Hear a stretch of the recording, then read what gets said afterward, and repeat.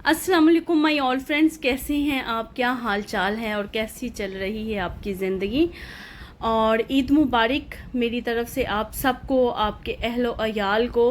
और बताइए कमेंट्स में कि कैसी गुजरी आपकी ईद। जो लोग पाकिस्तान में हैं, जो लोग यहाँ यूएई में हैं, किसकी ईद कैसी कैसी गुजरी, सोकर गुजरी कि आउटिंग करके या बकरे की कुर्बानी करके, बकरों की कुर्बानी करके।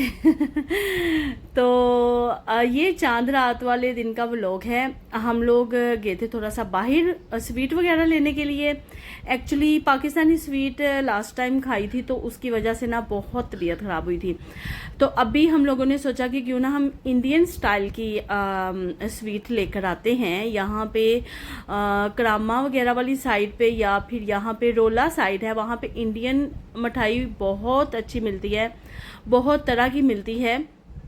तो हम लोग यहाँ पे आए थे, छप्पन भोग आए थे हम लोग। छप्पन भोग जो है वो इंडिया का एक बहुत ही पॉपुलर कह लें या फिर बहुत ही ज़्यादा अच्छा, नफीस, साफ़ सुथरा, एक छोटा सा लगा लें कैफेटेरिया नहीं कह सकते, एक छोटा सा रेस्टोरेंट स्टाइल का है। मतलब ये इतना ज़्यादा तंग है कि यहाँ पे हार्डली बंदा बैठ सकता है, लेकिन यहाँ का जो चीज़ें हैं वो इस कदर ज़्यादा मज़ेदार, नफीस हैं कि खाने का मज़ा आ जाता है।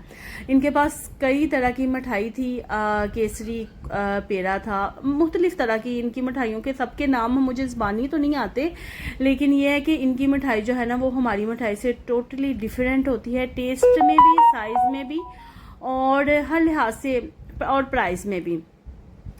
ऑल तो हमारी मिठाई बहुत अच्छी होती है, हम हर इंसान को अपने मुल्क की चीज़ें ही अच्छी लगती हैं, लेकिन समटाइम थोड़े चेंज के लिए हमें दूसरी चीज़ भी ट्राई करनी चाहिए थी। मैंने यहाँ पे एक गुलाब जामुन लिया था और मेरे हस्बैंड ने एक लिया था पेड़ा टाइप का ना, पता नहीं उसे क्या कहते हैं। तो ये सारी मिठाई हम लोग यहाँ से लेकर आए थे, जो कि हम इसी ईद पे खाएंगे, और बहुत अच्छी मिठाई थी। उसके बाद जी हम लोग आए थे थोड़ा सा वहीं मिठाई आपको दिखा दी। उसके बाद ये एक दो दिन पहले का क्लिप है, जब मैं हस्बैंड और बेटे के लिए शर्ट लेकर आई थी। एक्चुअली मैंने आपको बताया था कि मैंने सिर्फ एक एक दो दो शर्ट्स ली हैं ईद के लिए। तो यहाँ पे मैं स्प्लैश आई हुई थी। स्प्लैश में कापा के कपड़े काफ़ी अच्छे मिल जाते हैं, समटाइम आपको ऑफर में मिल जाते हैं, समटाइम विदाउट ऑफर।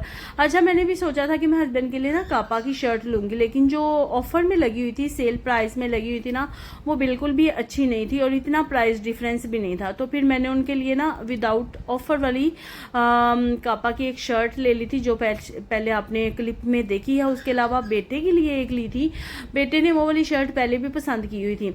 अच्छा, मैंने ना ला के ना ये चांद रात में इन दोनों को ना पैक कर दिया था, और लास्ट हैप्पी फादर डे गुजरा था, लेकिन बिल्कुल भी टाइम नहीं मिला बाहर जाने का या कुछ लाने के लिए। तो मैंने पैक कर दी थी दोनों शर्ट्स। मैंने सोचा कि बेटा जो है वो हस्बैंड को दे देगा, हैप्पी फादर डे विश कर देगा, और हस्बैंड जो है वो बेटे को दे देंगे, तो दोनों खुश हो जाएंगे। ईद भी है और अच्छा भी लगता है एक दूसरे को कुछ दे के ना। यहाँ पे रात का टाइम हो गया था और तकरीबन ये 12-1 बजे का टाइम था। हस्बैंड और बेटा दोनों सो गए थे, और मैंने जैसे आपको पिछले ब्लॉग में बताया था कि मैं मेहंदी लगाने के लिए नहीं जाऊंगी, मैं खुद ही मेहंदी लगाऊंगी। और ये मैंने मेहंदी लगाई है, और मेहंदी जो थी वो मैं लेकर आई हुई थी, लेकिन उसका जो मुंह है ना वो मुझसे बहुत ज़्यादा मोटा कट हो गया, जिसकी वजह से मेहंदी जो है ना बहुत ज़्यादा मोटी मोटी थिक निकल रही थी। तो मैंने जैसे तैसे करके लगा ली। मुझे नहीं पता अभी आपको पसंद आएगी कि नहीं आएगी, लेकिन मैंने लगा ली, क्योंकि मेरे पास सैलून जाके मेहंदी लगवाने का टाइम नहीं था। लेकिन फिर भी चलो, ना लगाने से तो बेहतर है कि लग गई। तो मेहंदी का कलर बहुत ही ज़्यादा अच्छा आया था। मैंने योको से मेहंदी ली थी, और योको की मेहंदी जो है वो बहुत ही ज़्यादा अच्छी है, बहुत ज़्यादा अच्छी है, बहुत अच्छा कलर आ जाता है। तो ये जी नेक्स्ट मॉर्निंग का क्लिप है। लास्ट नाइट में ये सारी चीज़ें जो है वो हम लोग एयरफोर्स से लेकर आए थे, ताकि ईद की मॉर्निंग में ना ब्रेकफास्ट का कोई इशू ना हो। ख़ास तौर पर जब छुट्टी होती है ना, तो तब ना मूड स्विंग्स होते रहते हैं इंसान को, क्या खाना है क्या नहीं खाना। तो मैंने 3-4 चीज़ें उठा ली थी केयरफोर्स से। केयरफोर्स में ब्रेकफास्ट की जो चीज़ें हैं ना वो माशाल्लाह से बहुत ही ज़्यादा अच्छी होती हैं, तो मैंने उठा ली थी, ताकि मॉर्निंग में हम लोग उठें, जिस मर्जी टाइम में उठे, जिसने जो खाना है अवेलेबल हो। ड्यूरिंग वीक तो हम लोग एग वगैरह बनाते रहते हैं, ऑमलेट बनाते रहते हैं, पराठा, ये वो ब्रेकफास्ट में सब चलता ही रहता है। तो बस अभी मैं ये शर्ट्स वगैरह प्रेस करने लगी थी जो मैं लेकर आई थी। ये है नासा की शर्ट। नासा के भी कपड़े यहाँ पे बहुत ज़्यादा प्यारे आए हुए हैं, और मेरे पास ये वाले जो अयान के शॉर्ट्स हैं ये वाले उसके साथ मैच हो गए थे। तो अयान का सॉरी मेरे बेटे का नाम अयान है। चलें, क्या मुश्किल है अगर मैंने ले लिया है नाम। तो वैसे तो कभी मैंने व्लॉग में नाम नहीं लिया, शायद पहली दफ़ा ही लिया है। तो मेरे बेटे का नाम है माशाल्लाह से अयान।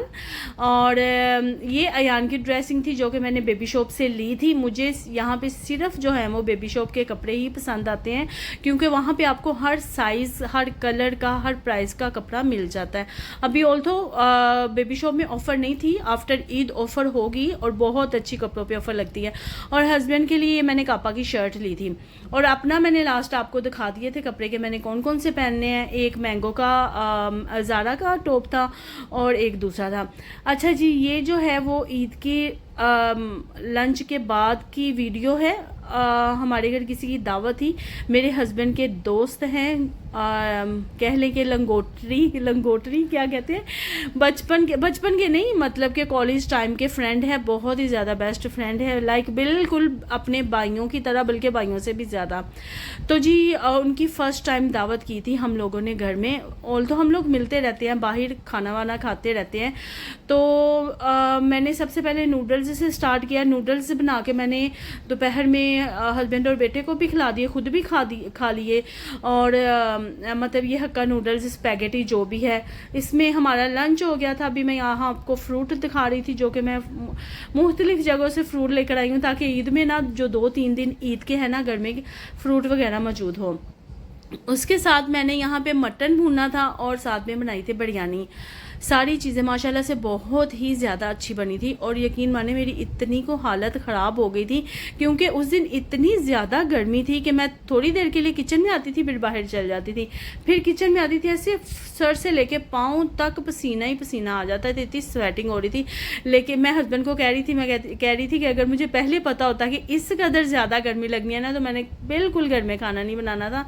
लेकिन ये था कि उनकी फ़र्स्ट टाइम हम लोगों ने काफ़ी, मतलब हमारी शादियों को 9 से 10 साल हो गए हैं, तो फर्स्ट टाइम उनका घर में मैंने खाना बनाया। शायद इससे पहले 1-2 दफ़ा घर में खाना खाया हुआ है, लेकिन बाहर से मंगवा के खा लिया। लेकिन फ़र्स्ट टाइम मैंने उनकी दावत की थी, तो फिर मैंने बिल्कुल दिल से, शौक़ से उनके लिए खाना बनाया, और सारा खाना जो है वो माशाल्लाह से बहुत ही ज़्यादा अच्छा बना था। एक वक्त था जब मेरी बिरयानी अच्छी नहीं बनती थी, लेकिन अब माशाल्लाह से मेरी बिरयानी इस कदर ज़्यादा मज़े की बनती है कि बस छोड़ दे, अगले दिन भी खाने को दिल चाहता है।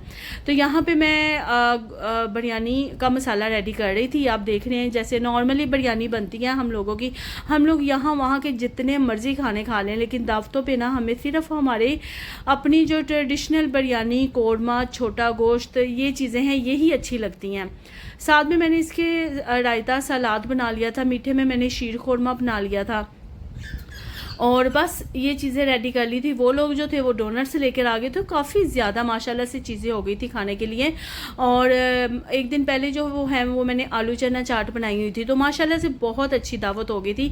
वो लोग बहुत खुश हुए थे, और मुझे भी एक दिली तस्कीन मिली थी कि अभी ना बहुत कम मैं किसी की दावत वगैरह करती हूँ, क्योंकि ख़ासतौर पर इस मौसम में तो मैं आपको यही मतलब कि आइडिया दूँगी कि अगर आपका बाहर कहीं घूमने वगैरह को दिल नहीं चाहता, अगर घर में दावत करनी है तो खाना बाहर से ही मंगवा लिया करें खासतौर पे इस 1-2 महीने में, क्योंकि इतनी ज़्यादा किचन में अगर आप अकेले हो ना, मतलब अगर साथ में कोई है आपका तो ठीक है, लेकिन अगर आप अकेले हो ना तो आपकी अकेले में हालत ख़राब हो जाती है, किचन में सारी चीज़ें करनी होती हैं।